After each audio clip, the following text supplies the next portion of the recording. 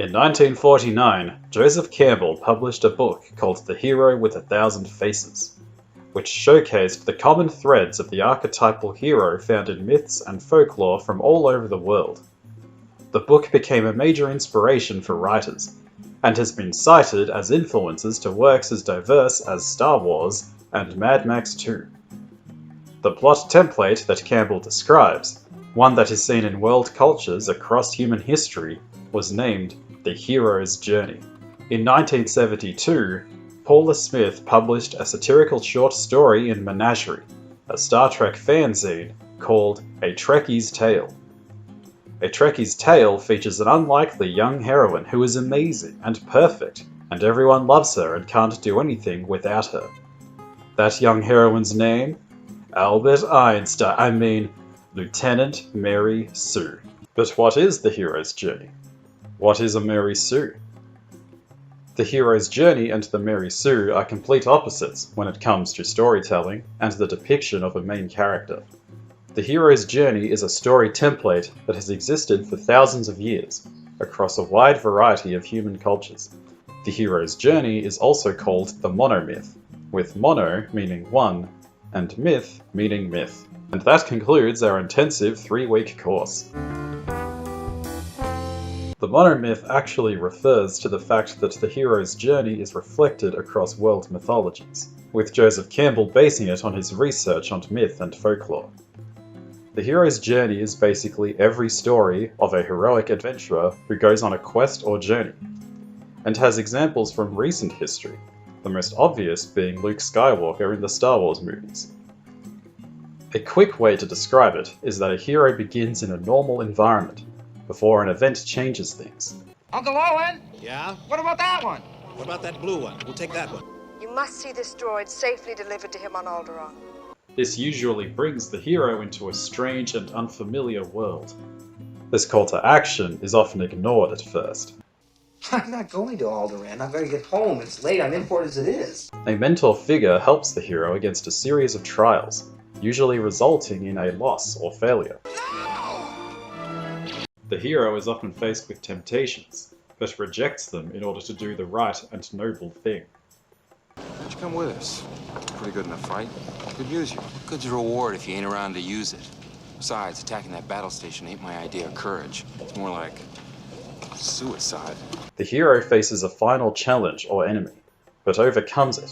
In doing so, the hero has transformed, but is not the same person they were when they began their journey. Campbell summed up the hero's journey thusly: a hero ventures forth from the world of the common day into a region of supernatural wonder. Fabulous forces are there encountered, and a decisive victory is won. The hero comes back from this mysterious adventure with the power to bestow boons on his fellow man. A Mary Sue, or Marty Stew, or Gary Stew if the character is male, has changed meaning over time. The term Mary Sue comes from a parody of bad Star Trek fanfiction which made fun of overpowered self-insert characters in the form of Lieutenant Mary Sue, an improbably young Starfleet officer who is amazing at everything, beloved by all, and tragically dies, leaving the rest of Starfleet to mourn her passing. The writer, Paula Smith, was satirizing bad fanfiction that would employ similar characters. The term has since changed meaning to refer to an out-of-place, overpowered character in any story, not just fanfiction.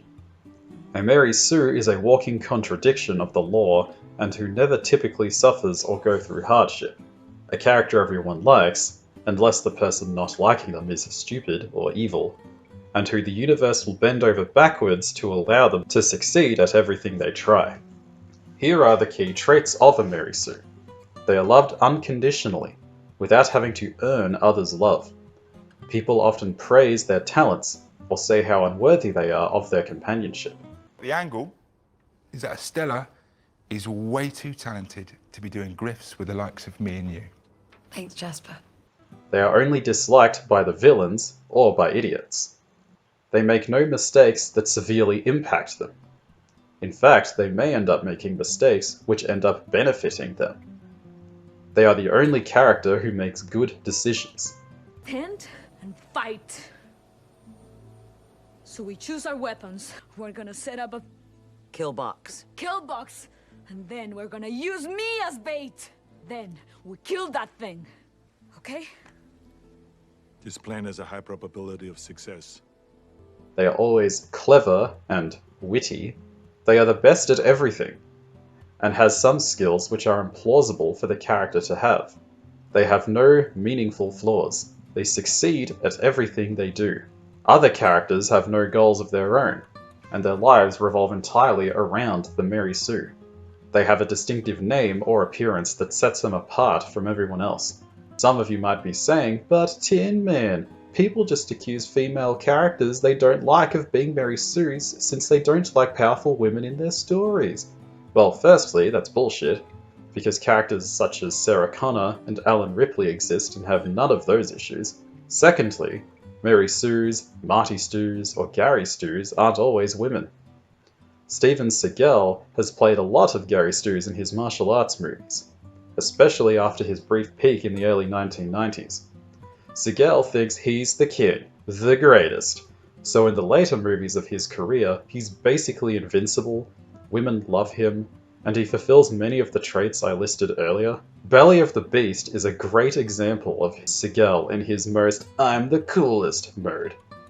He's awesome at everything, and the only explanation is that he's an ex-CIA agent. There's a bit where this woman's roommate is brutally murdered, and then she grieves to Seagal only to have sex with him, like, straight after. There's this awesome bit where monks cast, I don't know, like a group spell to buff him, I think. There's numerous times where he taps people and they go flying, and the movie is constantly reminding you, yes, that is Seagal, and he is awesome.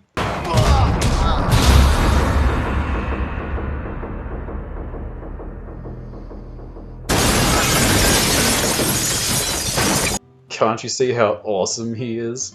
At least Belly of the Beast is funny to watch. Wait, what the fuck? Chris Chan worked on this movie? The start of the hero's journey typically involves an event affecting someone in a normal environment. In the various versions of the Mulan story, this happens when the Mongols invade China. This event happens in both the 1998 animated version and the 2020 live-action version, both by Disney, but both very different. In the animated version, Mulan is a regular young woman, whose main assets are her independence and her clumsiness. In the live-action version, we see that Mulan from a very young age has incredible ki powers that give her the ability to perform superhuman feats. She doesn't have to train or work hard to achieve these abilities, she just has them. She is forced to hide these abilities from the world, despite how amazing she is and they are. Mulan is young. She's still learning how to control herself. What man will want to marry a girl who flits around rooftops chasing chickens? It is Mulan I worry about. They'll call her a witch. Your chi is strong, Mulan. But chi is for warriors, not daughters. The difference is stark. The classic story has a person with believable flaws. Modern stories have a hero who is a victim. They are someone who, typically since childhood, has been ignored, mistreated, and belittled. They have a great power, whether it be an actual superpower or just having knowledge, and despite having this great power, it is somehow a burden to them and a reason to be mistreated. Continuing the examples of the two Mulans, the Emperor orders every family to send one man to fight in the armies, and her aging father is forced to enlist due to being the only man in his family. Mulan decides to fight in his place, not wanting him to be sent to his death. This begins her journey of fighting in the Chinese army against the Mongols. While in the 1998 version this is a big deal, as she is a normal woman thrown into the man's world of war, in the 2020 version, Mulan already has ki powers, and is far more capable in combat than a normal person, man or woman. The animated version of Mulan has to become a warrior, while the live-action Mulan is already one, meaning that she doesn't grow or change or have anything interesting to do like the animated one does. It doesn't help that the movie is littered by other problems, like Jet Li looking like he's about to fall asleep while playing the Emperor, or the stupid death of the witch where she has a million ways to stop an arrow, and chooses the method that involves killing herself in the process. Mulan, by the way, dodges arrows while fighting the Mongols earlier, and can deflect projectiles with her feet, so I don't think she even needed help here. There are other videos that go into more detail on the film's other problems, but I want to focus on Mulan as a heroine. The part of the 2020 Mulan that actually could have been interesting is the fact that Mulan's powers are stronger when she is brave, loyal, and true, which is the inscription on her sword and is connected to the legend of the Phoenix. She has to embrace who she is rather than hide from a world that doesn't understand her. That's fine, but the problem is that it presents Mulan with a problem that isn't overcome by going through great trials, or by becoming greater than she was, but accepting how awesome she already is. Once she does this, she immediately starts taking on many Mongol warriors by herself, with seemingly little difficulty. It is far less of a dramatic transformation than in the animated version. It also feels like something from a YA novel as opposed to heroic fantasy, which is fine. Young adults and teenagers need stories too, but some things work better in different stories than others. Luke Skywalker in the Star Wars original trilogy is given the call to action by Obi-Wan Kenobi, who wishes to travel with him to Alderaan to deliver the Death Star plans to the Rebellion, as well as to begin training him in the ways of the Force. However, Luke refuses. While he states it is because of his obligations at home and to his family, it is also a reluctance due to fear of the unknown, of danger. However, Luke then sees that his aunt and uncle were murdered by stormtroopers, and now with no reason to stay on Tatooine, and eager for payback, he accepts. There is a clear line showing how Luke went from wanting to stay to wanting to go on the journey. Rey Skywalker in Disney Star Wars has no reason to join the Resistance. She simply gets strung along with them after meeting them. There isn't really a point where she decides that the First Order is evil and must be opposed. Her initial motivation is to wait around on Jakku in case her parents return, and then suddenly she wants Jedi training and to be a Resistance fighter. There's no connecting thread. Instead, she just joins the good guys against the bad guys because that's what a good guy does. An important aspect of the hero's journey are their allies and mentors, who provide the hero with inspiration and guidance. They are often an older figure, with more experience and knowledge of the world, who teaches the hero important lessons and provides vital aid in their quest or journey. In some stories, such as Star Wars A New Hope, the hero even serves as an inspiration to his allies. Look, I ain't in this for your revolution, and I'm not in it for you, Princess. I expect to be well paid. I'm in it for the money. With Han rejecting the selfish path and joining the fight against the Empire, saving Luke from Darth Vader and allowing him to destroy the Death Star. However, the modern monomyth has no room for these characters. The modern hero is already perfect. As such, their allies aren't really there to guide or mentor the hero, but to tell them how amazing and awesome they are. Rey in Disney Star Wars is so great that her supporting cast are unworthy of her. Finn's attempts to, presumably, tell her that he loves her are ignored, and Poe, an ace pilot who destroyed Starkiller Base, calls her the best fighter in the Resistance, and then leaves her to do the flying. It's not enough for her to be an amazing Force user and mechanic, she has to be the best of those things too. Modern characters are often underestimated by others. A classic hero has to prove themselves to others, even those with good intentions, while the modern hero is already amazing, and anyone who doesn't support them is either temporarily misguided, stupid, or an antagonist. Obi-Wan Kenobi and Yoda teach Luke Skywalker about the ways of the Force. The pathetic hermit known as Jake Skywalker in The Last Jedi tells Rey how the Jedi are losers, who amounted to nothing. And Rey realizes that Jake can't teach her anything she doesn't already know. In a horrible twist, she winds up being the one to teach him a lesson, as he realizes that he was ultimately wrong in his beliefs. By the way, he said he would teach her 3 lessons, and he ends up only teaching her 2 of them. Yep. Unlike the Han example I brought up earlier, where it is a believable arc for the character to go through, it isn't believable for the Luke Skywalker of the original trilogy to become the loser seen in The Last Jedi. A character made a massive change, off-screen, so that he could learn a lesson from a Mary Sue.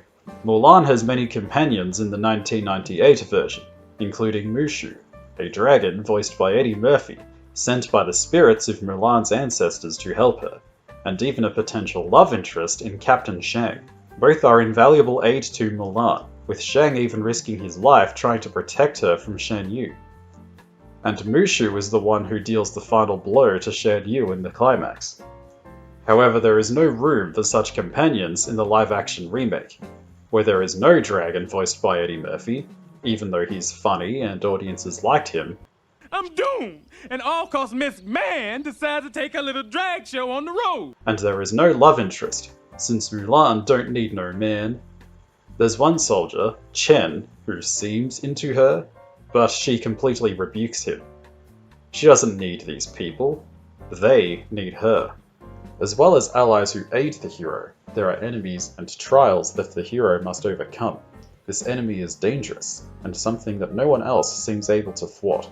A series of trials are overcome, each more difficult than the last, and each testing a different aspect of the hero. Enemies in the modern hero's journey are weak and ineffectual when encountered by the heroes. Behind these are millions of souls, souls which have been cast aside, who see the world as it truly is, garbage that needs to be cleaned up. They're mostly dudes. There aren't moments where the audience really believes that they have a chance of defeating the protagonists, and display incompetence and are made out to be laughingstocks. Whenever the villain is really hard to take down, such as the Rev 9 in Terminator Dark Fate, they aren't actually that scary or imposing, especially when compared to their predecessors. Past villains were obstacles to be overcome, while new villains are to be made examples of by the new generation of heroes. The hero is already amazing, remember? So they don't actually need to grow stronger to overcome great odds. If you look at the George Lucas Star Wars films, villains such as Darth Vader, Darth Maul, and the Emperor, even the droids and stormtroopers are respected as threats to the main characters. They are worthy opponents, making it hard work for the protagonists to overcome them. The villains of Disney Star Wars couldn't be further removed from these villains. Hux and Kylo Ren are buffoons who shout a lot and get over-emotional. We have no confirmation, but we believe FN 2187 may have helped in the escape. Okay, I'll hold. Hello? Hello? Yep. Can he hear me? Hugs? He can. With an H? Skinny guy? I can hear you. Can you hear me? Tell him Leia has an urgent message for him about his mother. While Snoke, despite his promise, ended up being a big nothing burger, with no hidden depth and a very anticlimactic death at the hands of Kylo. Rey never defeats anyone who seemed like they were about to defeat her, while Luke has numerous tough battles in the original trilogy, and even some stinging defeats. In the animated Mulan, the Mongols are fearsome, with their leader being really difficult for Mulan and her friends to take down. Shan Yu from the animated version is more intimidating than Bori Khan in the live action. Shan Yu's introductory scene involves him showing that he has no fear. Now all of China knows you're here. Perfect. Bori Khan's scene with the witch make him look weak and silly, while Shan Yu doesn't answer to anyone. The Mongols in the animated version are defeated by Mulan triggering an avalanche, while their equivalents in the live-action version are defeated in this lame battle full of baffling decisions. The biggest is when they have the Chinese army at their mercy with a big trebuchet, and instead turn it around to try and kill Mulan, when they could just send some infantry over. She then tricks them into avalanching themselves, while the horsemen are nowhere to be seen, even though we saw them fighting somewhere else just moments earlier. Shan Yu's death is badass and is really fearsome throughout the whole ending, while Bori Khan's sword fight with Mulan is really silly, and ends with an overly complicated and silly looking team kill where Mulan kicks him with an arrow when he makes a funny face. Oh hey, Mulan kicks an arrow away, if only she had done that earlier. In the live-action version, the Mongols lack the fearsome edge of the animated ones, and are never really the same threat they were in the original. If they had even greater ki powers than Mulan, then it would be a different story, but alas, they do not. Classic heroes reach a point in their journey where they experience failure. However, modern heroes don't suffer on the same level as the heroes who undergo the hero's journey. Modern heroes are already amazing, which means they can't lose. They may have minor setbacks, but nothing that makes them seriously question their choices. or wonder if they were wrong in going on their journey. A hero in the classic monomyth struggles and suffers. A Mary Sue will almost never have this kind of blemish. A Mary Sue would never have to make a tough decision, and then suffer the consequences of that decision. This can be seen in Rey Skywalker, who accidentally kills Chewbacca by blowing up his ship with Force lightning. Rather than have to live with the consequences of not being in control of her powers, it turns out he was on another ship the whole time. She later sacrifices her life to destroy Darth Sidious, only to be brought back to life by Ben Solo, who gives his own life to restore her. A Mary Sue story is about personal success and being the subject of adoration and praise, even if it hasn't been truly earned. In The Empire Strikes Back, Luke enters the Darkside Cave and is confronted by a vision of Darth Vader, and upon defeating it, he sees his own face behind the mask. He confronts fear and hatred, and sees that he could become like Vader should he fall down the dark side. Rey enters a similar cave in The Last Jedi, and meets copies of herself in a trippy visual. She isn't confronted by anything. She doesn't experience anything fearful. She just sees a cool mirror trip thing. Another great example of this, and by great I mean terrible, are the Dark Rey visions in Rise of Skywalker. Rise of Skywalker also has a failed attempt at copying the Darkside Cave, where Rey has a vision of her inner darkness. This is a literal inner darkness, in that she is revealed to be the descendant of Palpatine, and this really upsets her. The thing is, the inner darkness that she faces is nowhere near as compelling as the one Luke Skywalker faced. Throughout the entire trilogy, Rey is a goody girl who is always right and good and stunning and brave. We don't believe that she has the capacity for evil. The Palpatine reveal is just nonsense, since it's a last-minute arsepull and contradicts what we know about her from the previous two movies, especially The Last Jedi, which made a big deal out of saying that her parents were nobodies and that she had no special ancestry. The Darkside Cave scene is much stronger. When Luke goes into the Darkside Cave, Yoda says that the cave contains what you bring with you, and says not to bring his weapons. Luke brings his lightsaber anyway, and is confronted not just by a spectre of Darth Vader, but by his own inner anger and fear. Luke sees himself in Vader's mask, his fear that he could fall down the dark side of the Force as Vader did. Of course, he later learns that Vader is also his father, Anakin Skywalker, making the vision even more frightening in retrospect. Luke's development across the original trilogy is well thought out and follows a progression, while Rey's is all over the place and clearly wasn't adhering to some kind of plan. It's actually kind of funny that Dark Rey was really popular for a short while, getting toys that other sequel characters didn't, and positive fan feedback and fan art. People genuinely wanted to see Rey face temptation, or to face darkness, even if it was only through a vision. Instead, the movie presents her as amazing and perfect, probably the most iconic Mary Sue in recent cinema history. It takes 2 movies for Luke to get somewhat capable at using the Force and a lightsaber, and he gets his ass handed to him in his duel with Darth Vader. Rey, who is even less knowledgeable about the Force than Luke is a master at using a lightsaber on her first try, and defeats Kylo Ren by simply believing in herself hard enough. One character gains the audience's support after going through great trials and setbacks. The other needs the audience to be told by the movie that she is amazing and a great character.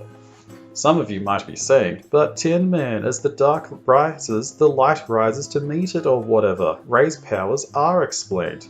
I would disagree that this is an adequate explanation, but at least it is one. However, it is something that has never happened in Star Wars before until Disney needed Rey to be all-powerful. The universe is bending in order to give her the power that she has. And even ignoring that massive issue, the simple fact is that the Disney Star Wars sequels don't explore the ramifications of becoming so powerful so quickly. If the movies dwelled on the fact that she is extremely powerful, and had her struggle with the fact that she isn't a normal person anymore, then that could have at least been somewhat interesting. However, they don't. So you're left with an all-powerful, all-knowing Mary Sue who never knows real suffering or loss, which is far less interesting to the filmgoer than someone who has to overcome great challenges. She can also somehow speak innumerable alien languages and can sail a boat despite growing up in a desert. The hero's journey reaches a stage where the hero faces a final battle. often expecting self-sacrifice. They are triumphant, but find that they are unable to return to their old life, having changed too much by their journey. The hero's journey is one about maturing, growing, and becoming greater than they were before. A hero in the hero's journey has to make sacrifices for others, while the modern hero does not. Why should they? That would be lame, and totally not empowering if they didn't get everything they wanted all of the time. Why can't I have everything I want all the time? Isn't that democracy? But this ignores that all of healthy society involves making sacrifices for others. Obeying traffic rules is a sacrifice. Not robbing people is a sacrifice. You are giving things up that could benefit you for the betterment of a society and not expecting a reward for doing so. The hero of the classic journey rejects entitlement. The modern hero embraces it. Luke Skywalker is willing to sacrifice his life in a last-ditch effort to convince his father to reject evil and to save his friends from the Empire. Rey Skywalker takes Luke's last name for no real reason, after having already taken the Millennium Falcon, again for no real reason. The differences between the classic hero's journey and the modern Mary Sue nightmare that plagues modern storytelling are stark.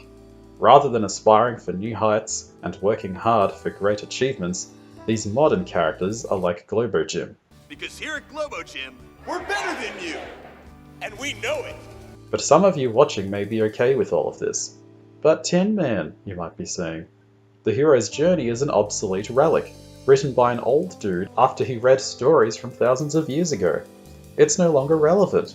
But despite the hero's journey being based upon thousands of years of storytelling, some going back to the Epic of Gilgamesh, it's timeless, like good 2D animation.